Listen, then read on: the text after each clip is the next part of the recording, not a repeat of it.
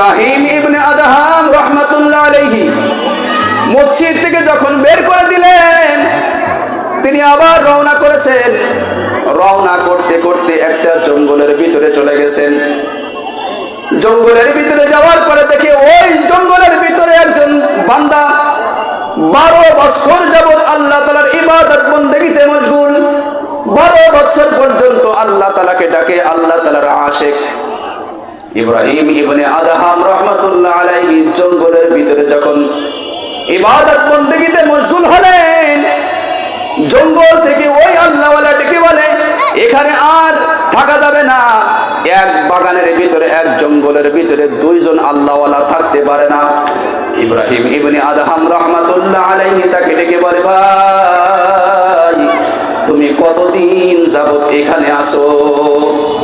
ইব্রাহিম ইবনে Adham রাহমাতুল্লাহ আলাইহি জিজ্ঞাসা করলেন, ওই আল্লাহওয়ালা উত্তর দেয়, ভাই আমি আজ 12 বছর পর্যন্ত আমি আল্লাহ তাআলার ইবাদত বন্দেগীতে মশগুল। ইব্রাহিম ইবনে আদহাম রাহমাতুল্লাহ আলাইহি বলে, তোমার খানার ব্যবস্থা কি? কোথা থেকে তোমার খানা আসে?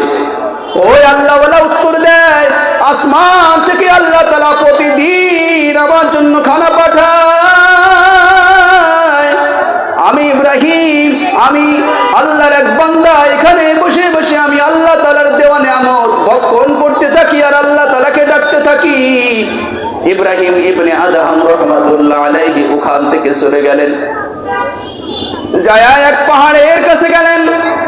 পাহাড়ের কাছে যাওয়ার পর ইব্রাহিম ইবনে আদহাম রাহমাতুল্লাহ আলাইহি ভাবতেছেন, মসজিদে গেলাম, মসজিদ থেকে তাড়ায় দিল। একটা জঙ্গলের ভিতরে ঢুকলাম, জঙ্গল থেকেও আমাকে তাড়ায় দিল। আর পাহাড়ের দিকে ইশারা করে বলে, পাহাড়ের কাছে কেউ আসনি, আবার কেউ আমাকে তাড়ায় দিবা। যদি কেউ থেকে থাকো আমাকে বলো, আমি ইব্রাহিম এখান থেকে অনেক দূরে চলে যাব।